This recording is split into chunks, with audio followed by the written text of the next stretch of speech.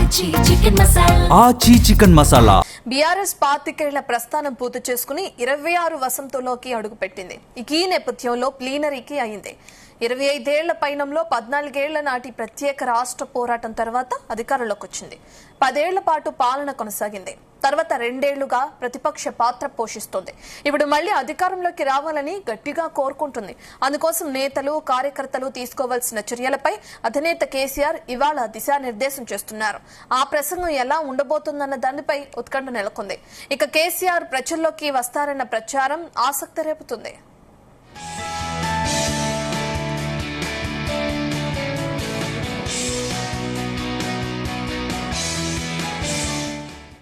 దీనికి సంబంధించిన డీటెయిల్స్ అందించడానికి మా chief news coordinator Radhakrishna live లో జాయిన్ అవుతున్నారు. రాధాకృష్ణ, మనం చూస్తున్నాం ఇప్పుడు కేసీఆర్ అటు భవన్ కి వెళ్లటం, దాని తర్వాత అక్కడ ఆయన ప్రసంగించడం, పార్టీకి దిశానిర్దేశం చేసే అవకాశాలు కనిపిస్తున్నాయి. ఏం మాట్లాడబోతున్నారు? పార్టీ గురించి కానీ, లేదంటే జరుగుతున్న పాలన గురించి కానీ, కవిత కొత్త పార్టీ గురించి కానీ ఎలా చూడొచ్చు అంటారు ఆ విషయాలని?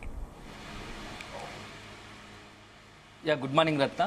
బీఆర్ఎస్ పార్టీ 25 ఏళ్ల ప్రస్థానం ముగిసింది. సో 26వ పడిలకు అడుగు పెడుతోంది. సుదీర్ఘ ఒక రకంగా చెప్పాలంటే 2 పుష్కరాల కాలం పాటు, ఎందుకంటే 2.5 దశాబ్దాల కాలం పాటు రాజకీయ ప్రస్థానంలో బీఆర్ఎస్ పార్టీ అనేకమైనటువంటి ఒడిదుడుకులు ఎదుర్కొంది. సో అనేకమైనటువంటి విజయాలు కూడా చవిచూస్తుంది. సో అందులో ప్రతిమంగా చెప్పాల్సింది, ప్రస్తుతం మొదటగా పార్టీ పెట్టినప్పటి నుంచి 14 ఏళ్ల పాటు ఉద్యమ ప్రస్థానంగా అడుగుపెట్టింది. తెలంగాణ రాష్ట్ర ఏర్పాటు ధ్యేయంగానే బీఆర్ఎస్ పార్టీ, అంటే అప్పుడు టీఆర్ఎస్ కావచ్చు, బీఆర్ఎస్ పార్టీ అత్యంత క్రియాశీలకంగా పనిచేసింది. ప్రత్యేక రాష్ట్ర ఉద్యమం కోసం పార్టీ మొదటి నుంచి ఒకవైపు ఉద్యమ కార్యాచరణ, మరోవైపు రాజకీయ కార్యాచరణ రెండు కలగలిపి కూడా మొత్తంగా అల్టిమేట్ గా సుదీర్ఘంగా 14 ఏళ్ల పాటు పోరాటం చేసి తెలంగాణ రాష్ట్రాన్ని సాధించింది. అందులో ఎవరు కాదన్నా అవునన్నా బీఆర్ఎస్ పార్టీ, అంటే టీఆర్ఎస్ కావచ్చు, బీఆర్ఎస్ పార్టీ అత్యంత క్రియాశీలకమైనది. అందులో ఉద్యమ నాయకుడిగా బీఆర్ఎస్ అధినేత, గులాబీ పార్టీ అధినేత కేసీఆర్ ఉన్నారు. సో ఒక రకంగా 14 ఏళ్ల పాటు కష్టాలకు ఓడ్చి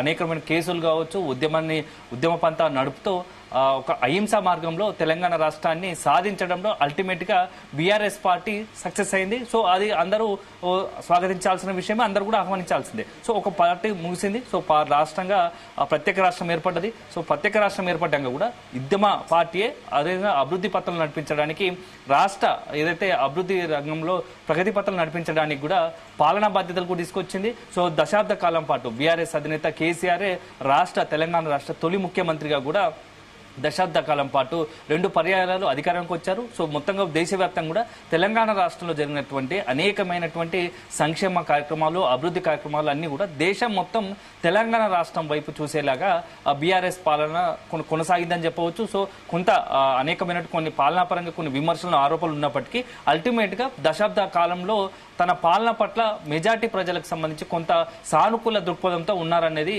తెలిసింది. సో ఇప్పుడు 14 ఏళ్ల పాటు ఒకవైపు ప్రత్యేక రాష్ట్రం కోసం పోరాడారు. సో 10 ఏళ్ల పాటు అధికారంలో ఉన్నారు, అంటే అధికార దరహాసం చూశారు. సో ప్రస్తుతం దశాబ్ద కాలం తర్వాత ఇప్పుడు గత 2 ఏళ్లుగా కూడా బీఆర్ఎస్ పార్టీ ప్రతిపక్ష పాత్ర పోషిస్తూ ఉంది. సో మొత్తంగా 25 ఏళ్ల కాలం పాటు బీఆర్ఎస్ పార్టీ అనేకమైనటువంటి రకాలుగా చూసింది. సో కొన్ని విజయాలు చూసింది, అందులో కొన్ని ఓటములు చవి చూసింది, సో కొన్ని ఒడిదుడుకులు చూసింది, రాజకీయపరమైనటువంటి సవాలు కూడా. ఎందుకంటే 14 ఏళ్ల ఉద్యమం, తెలంగాణ రాష్ట్ర ఏర్పాటుకు ముందు పార్టీ పరంగా అదేవిధంగా అనేకమైన సవాళ్లు ఎదురు చూసింది. సో ఆ దశాబ్ద కాలం అధికారంలో ఉన్న తర్వాత మొత్తంగా పార్టీ పరంగా ఇతర రాజకీయ పక్షాల నుంచి కొన్ని ఆరోపణలు, విమర్శలు వచ్చినా వాటన్నిటిని సెట్ చేయగలిగింది.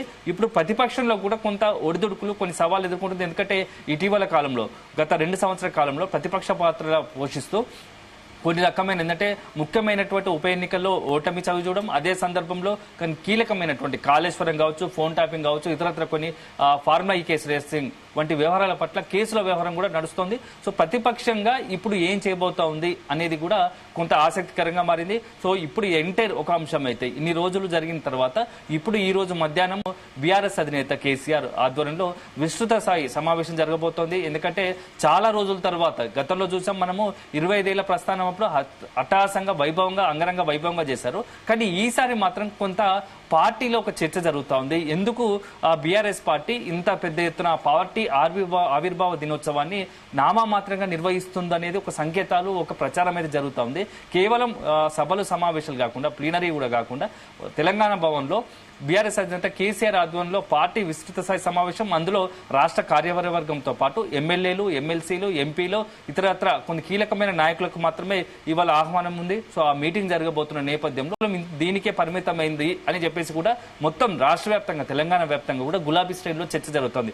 ఇది ఒక అంశం అయితే, ఇంకొకటి పాజిటివ్, బీఆర్ఎస్ శ్రేణిలో కొంత పాజిటివ్ టాక్ నడచడానికి కారణం ఏంటంటే ఇటీవల చాలా రోజుల తర్వాత, దాదాపుగా సంవత్సరన్నర కాలం తర్వాత బీఆర్ఎస్ అధినేత కేసీఆర్ మరొకసారి ప్రజాక్షేత్రంలో జగిత్యాల బహిరంగ సభ ద్వారా, ఏదైతే జీవన్ రెడ్డి కొద్ది రోజుల క్రితం కాంగ్రెస్ నుండి బీఆర్ఎస్ లో చేరారో ఆ సభ ద్వారా మరొకసారి కేసీఆర్ తన అసలైన మొత్తంగా కూడా ఇన్ని రోజులు సైలెంట్ గా ఉన్నటువంటి కేసీఆర్ ఒక్కసారిగా మొత్తం కాంగ్రెస్ పార్టీతో పాటు మొత్తం అన్ని రాజకీయ పక్షాలపైన, తెలంగాణలో ప్రస్తుతం జరుగుతున్నటువంటి రాజకీయ పరిణామాలు అన్నిటిపైన కూడా మాట్లాడిన పరిస్థితి. సో కేసీఆర్ ఒకసారి బయటకు రావడంతో, కొంత పొలిటికల్ గా యాక్టివ్ కావడంతో పార్టీ శ్రేణిలో కూడా కొంత ఉత్సాహం, మళ్ళా సందడి మొదలైందని చెప్పవచ్చు. ఒకవైపు ఏమో జగిత్యాల సభ ద్వారా కేసీఆర్ రీ ఎంట్రీ ఇవ్వడం, సభ ద్వారా ఒకసారి బహిరంగ సభ ద్వారా మాట్లాడడం తర్వాత చాలా రోజుల తర్వాత పార్టీలో ఒక రకమైన ఉత్సాహం నెలకొంది. సో దానికి అనుగుణంగానే ఈ రోజు విస్తృత స్థాయి సమావేశం, పెద్ద ప్లీనరీ ఉంటుందని చెప్పేసి భావించారు. కానీ కేవలం సమావేశానికి మాత్రమే పరిమితం అవ్వడం, ఆ సమావేశంలో అతి కొద్ది మందికి మాత్రమే ఒక అవకాశం కల్పించడంతో కూడా కొంత కీలకమైన నాయకత్వంలో అసంతృప్తి ఉన్నప్పటికీ సో కేసీఆర్ ఏం మాట్లాడబోతారు అనేది కూడా ఆసక్తిగా ఉంది. సో అనేక అంశాలు ఉన్నాయి. ఈ రోజు కేసీఆర్ దిశానిర్దేశం చేయడానికి పార్టీ విస్తృత స్థాయి సమావేశంలో అనేక అంశాల పట్ల మాట్లాడాల్సి ఉంది. సో అందులో అత్యంత కీలకమైన కొన్ని అంశాలు మనం చూసుకుంటే, ప్రస్తుతం చాలా రోజుల తర్వాత బీఆర్ఎస్ భవన్ లో కేసీఆర్ అధ్యక్షతన ఈ సమావేశం జరుగుతుండటంతో ఏ అంశాలు చర్చకు వచ్చే అవకాశం ఉంటుంది అనేది ఒకసారి మనం పరిశీలిస్తే, ఇటీవల కాలంలో అత్యంత కీలకమైన అంశం, పార్టీలో చాలా ఉద్యమం నుంచి ఉన్నటువంటి నాయకుల నుంచి మొదలు పెడితే రీసెంట్ గా కేటీఆర్ వరకు కూడా ఒక అంశంపై పదే పదే మాట్లాడుతున్న పరిస్థితి. సో బీఆర్ఎస్ ను మరొకసారి టీఆర్ఎస్ గా మార్చే అవకాశం ఉందా? ఎందుకంటే బీఆర్ఎస్ గా కొంత మేము రాజకీయంగా బీఆర్ఎస్ గా మారడం వల్ల రాజకీయంగా కొంత నష్టం జరిగింది. సో మరొకసారి టీఆర్ఎస్ కోసం చేస్తే, టీఆర్ఎస్ పార్టీగానే మరొకసారి టీఆర్ఎస్ గా మారిస్తే బాగుంటుంది. ఇది కేవలం నా ఒక్కంతే కాదు, కింది నుంచి గ్రౌండ్ లెవెల్లో చాలా మంది కార్యకర్తలు, నాయకులు, నేతల్లో ఉంది. సో దీనికి మరొకసారి ఆ వైపుగా కూడా టీఆర్ఎస్ గా మారితే బాగుంటుంది. నా వ్యక్తిగత ఆలోచన, అవకాశాన్ని బట్టి నేను అధిష్టానం ఏదైతే బీఆర్ఎస్ అధినేత కేసీఆర్ వద్ద కూడా నేను మరొకసారి ప్రస్తావిస్తాను. చాలా మంది నేతలు ఇదే ఆలోచనతో ఉన్నారు, ఇలా మారిస్తే బాగుంటుంది అనేది కూడా కేటీఆర్ అభిప్రాయం. బీఆర్ఎస్ వర్కింగ్ ప్రెసిడెంట్ గా ఉంది, నెంబర్ 2 గా ఉంటున్నాడు. సో కేటీఆర్ అభిప్రాయం. ఈ నేపథ్యంలో ఈ రోజు విస్తృత స్థాయి సమావేశంలో టీఆర్ఎస్ ఉన్నప్పుడు అనేక రకమైనటువంటి విజయాలు చూసాము. ఉద్యమంలో అత్యంత కీలకంగా, క్రియాశీలంగా ఉంటూ తెలంగాణ రాష్ట్ర ఏర్పాటులో సక్సెస్ అయ్యాము. అదే సందర్భంలో 2 పర్యాయాలు అధికారంలో రావడానికి కూడా టీఆర్ఎస్ పార్టీయే కారణమైంది. కానీ ఎప్పుడైతే బీఆర్ఎస్ గా మారామో చాలా కొన్ని ఒడిదుడుకులు ఎదుర్కొన్నాం పార్టీ పరంగా. సో బీఆర్ఎస్ గా మారిన తరుణంలో మొన్నటి ఎన్నికల్లో అసెంబ్లీలో కొంత ఓటమి పాలు చూసాము. ఆ తర్వాత కూడా వరుసగా కొంత రాజకీయంగా ఒడిదుడుకులు ఎదురవుతున్న నేపథ్యంలో ఒక రకంగా సెంటిమెంట్ కావచ్చు, టీఆర్ఎస్ అనేది మొత్తంగా కూడా తెలంగాణ రాష్ట్ర సమితి, భారతీయ రాష్ట్ర సమితి కన్నా తెలంగాణ రాష్ట్ర సమితి అనేది ఇక్కడ తెలంగాణ ప్రజలను కొంత హత్తుకునే విధంగా, తెలంగాణ ప్రజలకు పార్టీని మరింత దగ్గర చేసే విధంగా ఉండేది. ఎప్పుడైతే భారత రాష్ట్ర సమితిగా మార్చామో తెలంగాణ ప్రజలకు బీఆర్ఎస్ కు మధ్య కొంత గ్యాప్ ఏర్పడ్డది. సో అల్టిమేట్ గా అది రాజకీయంగా నష్టం జరిగిన నేపథ్యంలో ఇప్పుడు మరొకసారి టీఆర్ఎస్ గానే మారిస్తే తెలంగాణ ప్రజలు ఏదైతే టీఆర్ఎస్ అంటేనే, అందుకోసం బీఆర్ఎస్ పార్టీ అంటేనే తెలంగాణ ఉద్యమ పార్టీ, తెలంగాణ రాష్ట్ర ఏర్పాటు కోసం పాటుపడిన పార్టీ, అదే సందర్భంలో తెలంగాణ ప్రజల అస్తిత్వం, తెలంగాణ ఎజెండానే ధ్యేయంగా ముందుకెళ్లిన పార్టీ. అలాంటి పార్టీలో తెలంగాణ పదమే లేకపోతే ఆటోమేటిక్ గా రాజకీయం కొంత నష్టం జరుగుతుంది. ప్రజలకు కూడా తెలంగాణ సెంటిమెంట్ తో కూడుకున్నది కాబట్టి సో కొంత రాజకీయంగా నష్టం జరిగింది అనేది ఒక ఆలోచన ఉంది. ఈ నేపథ్యంలో ఈ రోజు కేసీఆర్ ఈ యొక్క అంశంపై మాట్లాడతారా? నిజంగానే బీఆర్ఎస్ టీఆర్ఎస్ గా మారే అవకాశం ఉంటుందా? దీనికి సంబంధించి న్యాయపరంగా ఎలాంటి చిక్కులు ఉంటాయి? ఎన్నికల సంఘం ఏ రకంగా మనం ముందుకు వెళ్లాల్సి వస్తుంది? ఎన్నికల సంఘంకి ముందు ఒకవేళ మనం కనుక నిజంగానే బీఆర్ఎస్ టీఆర్ఎస్ గా తిరిగి మార్చాలనుకుంటే ఎట్లాంటి ప్లాన్ చేయాల్సి ఉంటుంది, ఎలాంటి వ్యూహాలు అమలు చేయాల్సి ఉంటుంది అనేది కూడా. పార్టీ పేరు మార్పుతో పాటు 119 నియోజకవర్గాల బస్సు యాత్ర, కేటీఆర్ పాదయాత్ర, వీటి గురించి కూడా క్లారిటీ ఇచ్చే అవకాశం ఉందనుకోవచ్చా?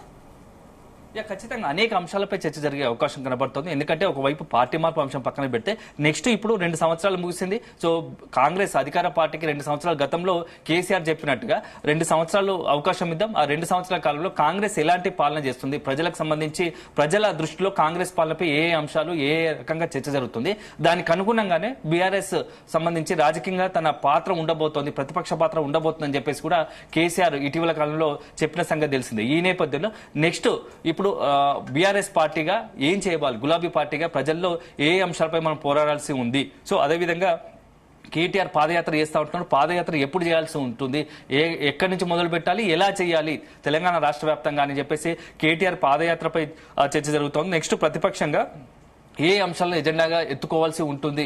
దాంతో పాటుగా 119 నియోజకవర్గాలు ఉన్నాయి. 119 నియోజకవర్గాల్లో పార్టీ పరిస్థితి ఏంది, సో పార్టీకి సంబంధించి ఇప్పటి వరకు ఉన్నటువంటి ఎవరైతే గతంలో మనం బీఆర్ఎస్ చాలా సందర్భంలో ఎప్పుడైతే ఓటమి తర్వాత చాలా కొన్ని అంశాలు చాలా కీలకంగా తెరపైకి వచ్చాయి.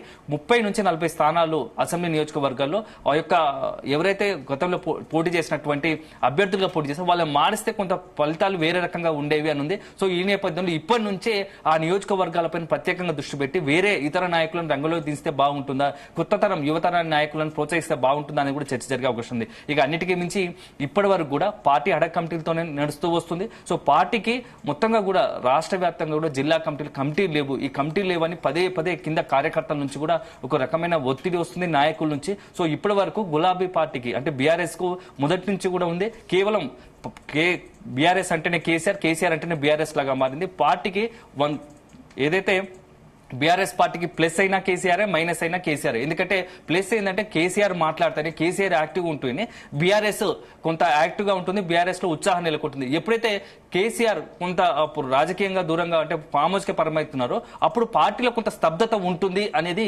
మెజార్టీ నాయకులు కావచ్చు కార్యకర్తల ఒక ఆలోచన. ఇప్పుడు దానిపైన కూడా కేసీఆర్ కొంత గైడ్ చేసే అవకాశం ఉంది. ఇక్కడ నుంచే తన వ్యక్తిగతంగా తన టూర్లు ఎలా ఉండబోతాయి, తన జిల్లాల పరంగా పర్యటన ఎలా ఉండబోతోంది, ఏ అంశాలను మనం ముందుకు తీసుకెళ్లాలని దానిపైన కూడా కొంత దిశానిర్దేశం చేసే అవకాశం కనబడుతోంది. సో చాలా అనేక అంశాల పట్ల విస్తృతంగా చర్చ జరుగుతుంది. ఇక అన్నిటికన్నా చాలా అత్యంత కీలకమైన ఇంట్రెస్ట్, ఎందుకంటే ఒకవైపు ఈ సుదీర్ఘ కాలంగా చాలా మంది దాదాపుగా 25 సంవత్సరాలలో అంటే దాదాపు 25 సంవత్సరాల్లో అనేక మంది నాయకులను కొంత కీలకమైన నాయకులను పార్టీ కొంత వదులుకుందా, పార్టీ కొంత ఈటల రాజేందర్ కావచ్చు కొంతమంది కీలకమైన నాయకులను పార్టీ నుంచి బయటకు పంపడం కొంత అది కూడా పార్టీకి చేటు చేసిందా అనేది కూడా ఒక చర్చ జరుగుతుంది.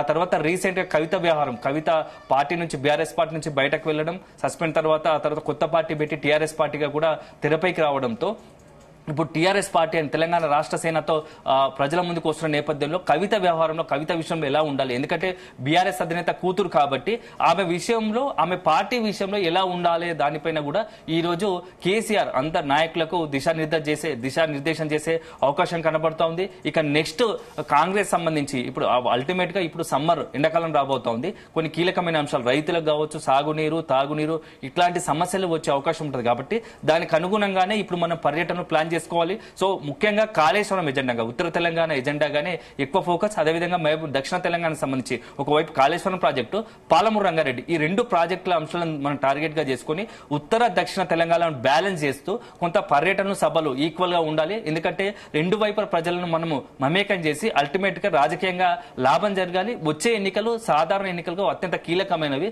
సో ఒకవైపు బీఆర్ఎస్ కూడా రాజకీయంగా చాలా అత్యంత ప్రతిష్టాత్మకంగా ఉండబోతున్నాయి. ఏమాత్రం తేడా జరిగినా ఫలితాలకు కొంత వ్యతిరేకత వచ్చినా అది అల్టిమేట్ గా పార్టీకి మరింత భవిష్యత్తులో తీవ్ర నష్టం కలిగజేస్తుంది. కాబట్టి అలాంటి అవకాశం లేకుండా ఎక్కడైతే అధికార పార్టీపై వ్యతిరేకత ఉందో, కాంగ్రెస్ పై వ్యతిరేకత ఉందో ఆ అంశాలను టార్గెట్ గా చేసుకుని ప్రజల ముందుకు వెళ్లి ప్రజల మన్నన పొంది తిరిగి ప్రజలకు సంబంధించి ఒకవైపు ప్రజా ఆదరణతో తిరిగి నెక్స్ట్ వచ్చే ఎన్నికల్లో అధికారంలోకి రావడమే ధ్యేయంగా పనిచేయాల్సి ఉంటుందని చెప్పేసి కూడా కేసీఆర్ ఇప్పుడు పార్టీ శ్రేణులకు దిశానిర్దేశం చేసే అవకాశం కనబడుతోంది. సో అల్టిమేట్ గా మొత్తంగా మనకు ఒక కులంకషంగా చెప్పాలంటే ఒక రకంగా ఒకటి పార్టీ విస్తృత సమావేశంలో మొత్తంగా పార్టీ పునర్నిర్మాణానికి సంబంధించి కొత్త కమిటీలు ఏర్పాటు చేయాలి, ఎట్లా ఏ విధంగా ఉండాలి, కమిటీలో ఎవరికి పాత్ర ఉండాలి. అంటే చాలా ఇటీవల కాలంలో అనేకమైనటువంటి ఆరోపణలు విమర్శలు వస్తున్నది ఏంటంటే పార్టీలో మొదటి నుంచి ఉద్యమం నుంచి ఉన్న నాయకులకు కొంత సరైన గుర్తింపు లేదు, పార్టీలో మధ్యలో అధికారంలోకి వచ్చిన వారికి గుర్తింపు ఉంది అనేది చాలా దగ్గర వినపడుతున్న పరిస్థితి.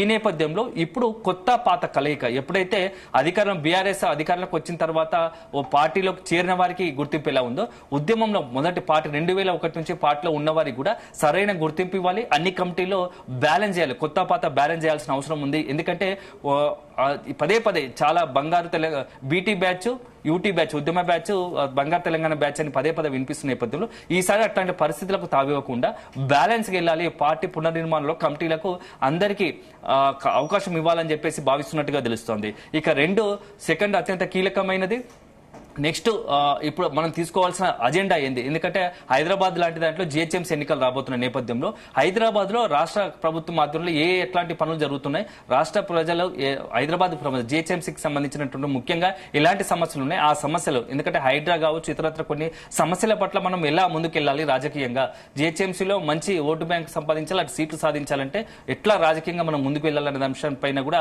చర్చ జరిగి ఉంది. ఇక అల్టిమేట్ గా నెక్స్ట్ ఎంపీటీసీ జెడ్పీటీసీ ఎన్నికలు కూడా త్వరలో రాబోతున్నారు కాబట్టి అవకాశం రాష్ట్ర వ్యాప్తంగా మొత్తం పల్లెల్లో ఎంపీటీసీ జెడ్పీటీసీ ఎన్నికల్లో మరొకసారి పట్టు సాధించాలంటే ఇప్పటి నుంచే దానికి అనుగుణంగా మనం పనిచేయాల్సి ఉంటుంది. అంటే రాధాకృష్ణ ప్రతిసారి కేసీఆర్ ఫామ్ హౌస్ కే పరిమితం అయ్యారని చెప్పి అధికార పక్షం దాన్ని ఒక అస్త్రంగా ప్రయోగించి ప్రజల్లోకి తీసుకువెళ్ళటం మనం ప్రధానంగా చూస్తున్నాం.